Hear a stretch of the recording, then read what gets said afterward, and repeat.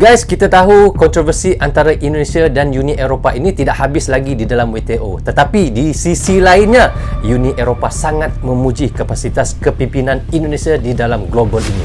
Kenapa dia bilang begitu, guys? Bagaimana ceritanya? Ayuh kita sama-sama simak video. Mari.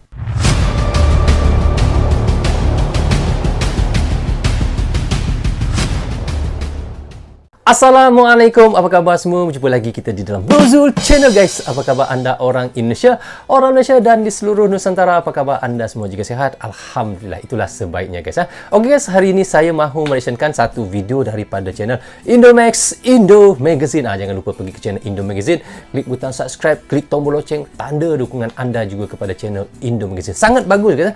Hari-hari ada info yang terkini tentang alutsista militer, tentang politik dan berbagai-bagai lagi daripada Indo Magazine. Jangan lupa subscribe channelnya dan sentiasa tonton juga daripada channel Indo Magazine. Okey, judul yang kita mahu reactionkan adalah Uni Eropah sebut RI punya kapasitas memimpin dunia. Bagaimana yang saya katakan tadi di intro, guys. Walaupun kita tahu antara Indonesia ini dengan Uni Eropah, kalau di dalam perang ekonominya tidak habis lagi sampai sekarang di dalam WTO. Bagaimana kita lihat Uni Eropah sentiasa membuat gugatan di dalam WTO untuk Indonesia. Dan kita tahu Indonesia pasti akan melakukan banding untuk kemenangan Indonesia di dalam WTO itu. Tetapi itu di bahagian yang lain, guys. Tetapi di sisi yang ini pula, di sisi yang lain, kita lihat bagaimana, iaitu kita lihat Uni Eropah ini memuji iaitu kapasitas kepimpinan Indonesia di dalam dunia ini ataupun di dalam global ini, guys. Mereka sangat memuji Indonesia. Katanya mereka sangat percaya dengan Indonesia dan sangat respect lah mereka apabila melihat Indonesia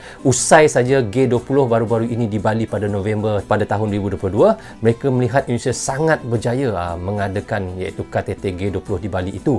Maka dengan itu mereka sangat respect dengan apa yang Indonesia lakukan di G20 itu. Dan guys, apa yang diharapkan juga oleh Uni Eropah di KTT ASEAN yang akan berlangsung di Indonesia juga. Kita tahu ya, Indonesia akan menjadi sebagai ketua ASEAN pada tahun 2023 ini. Diharapkan oleh Eropah juga untuk Indonesia. Mereka mengharapkan Indonesia akan sukses juga seperti G20 yang lalu. Tetapi saya sangat yakinlah Indonesia, apa saja persidangan yang besar-besar yang dilakukan Indonesia, pasti pemerintah Indonesia ataupun bapa Presiden Jokowi akan membuat yang terbaik untuk Indonesia dan untuk dilihat oleh mata dunia. Itu yang saya tahu tentang Indonesia ini. Apapun, guys, bagaimana cerita yang kita mahu reactionkan itu. Tapi sebelum itu saya mohon kepada teman-teman tonton video ini hingga habis agar kita tidak gagal faham apa yang disampaikan oleh iaitu Indomax Indo Magazine. Dan selepas itu saya akan memberi sedikit komentar di hujung videonya. Tanpa basa-basi dan tanpa berlengah lagi, ayo kita sama-sama tonton dan reaction bersama dengan Brozul. Hey, hola Indomax Indo Magazine. Tiga berita yang cukup panas. Seperti panas. yang kalian tahu, hubungan antara Uni Eropah dan Indonesia kali ini semakin tegang di WTO. Pasalnya, setelah Uni Eropah menggugat Indonesia, ternyata Indonesia pun membalas serangan itu dengan total 3 gugatan kepada Uni Eropah.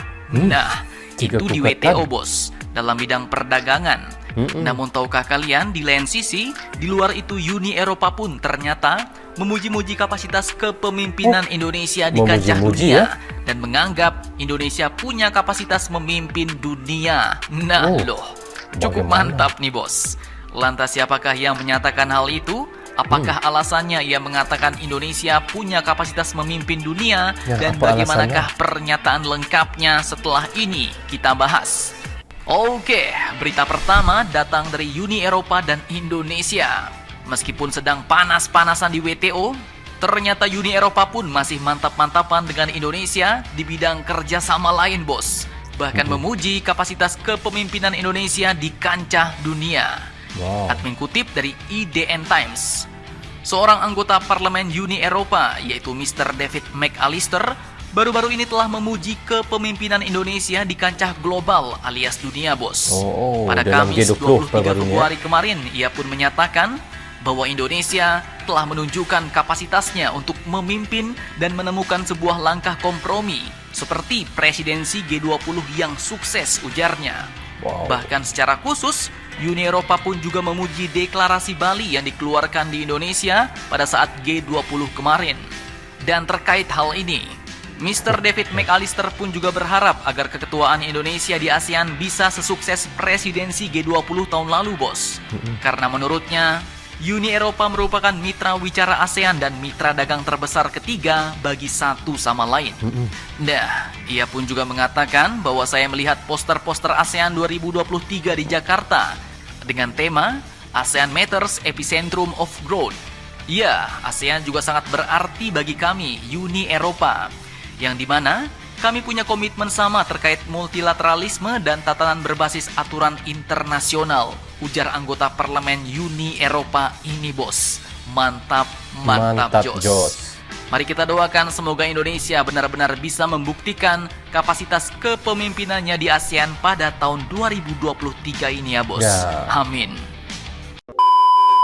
Bagaimana kata judulnya adalah Uni Eropa sebut RI punya kapasitas pemimpin dunia.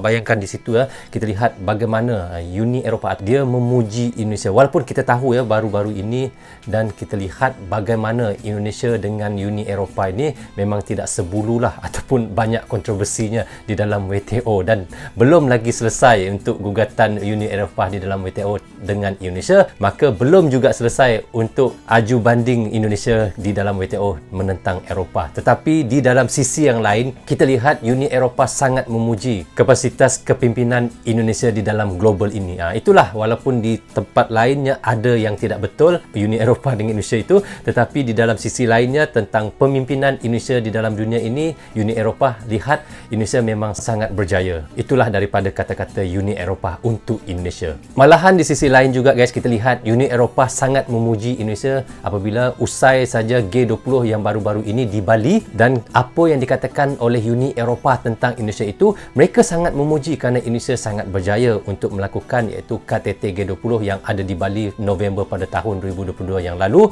Jadi mereka sangat kagum dengan kejayaan Indonesia di dalam KTT G20 itu, dan juga apa yang diharapkan oleh Uni Eropa untuk Indonesia pada tahun 2023 ini. Dan Uni Eropa mengharapkan di KTT ASEAN, kerana kita tahu Indonesia pada tahun 2023 ini adalah ketua ASEAN. Jadi Uni Eropa pun mengharapkan Indonesia akan berjaya juga seperti mana Indonesia melakukan G20 baru-baru ini di Bali yang lalu. Jadi itulah harapan Uni Eropa untuk Indonesia. Jadi guys, bagaimana kita lihat antara Indonesia dan Uni Eropa itu, walaupun di dalam ekonomi ataupun perang ekonomi, tetapi di dalam sisi lain Uni Eropa dengan Indonesia ini baik-baik saja. Jadi guys, apa yang kita harapkan seperti Uni Eropa juga, apapun kita berdoa mudah-mudahan Indonesia pada tahun 2023 ini akan sukses untuk terus menjadi ketua ASEAN pada tahun ini, dan sama seperti suksesnya apabila Indonesia melakukan iaitu G20 yang 2022 di Bali yang tahun lalu itu. Itu yang kita harapkan sama-sama. Okey guys, rasanya sampai di sini saja untuk reaction sekali ini. Semoga manfaat untuk saya menonton dan reaction bersama dengan anda, dan terima kasih kepada anda yang sentiasa mendukung Brozo Channel. Tanpa dukungan, tanpa tontonan teman-teman dalam Brozo Channel di dalam YouTube ini, bagi anda yang suka dengan cara saya reaction, anda boleh klik butang subscribe dan klik tombol loceng, tanda dukungan anda kepada saya. Maaf andainya ada tersilap kata dan tersilap cakap kepada anda semua, kerana saya manusia biasa guys. Assalamualaikum, goodbye, bye-bye.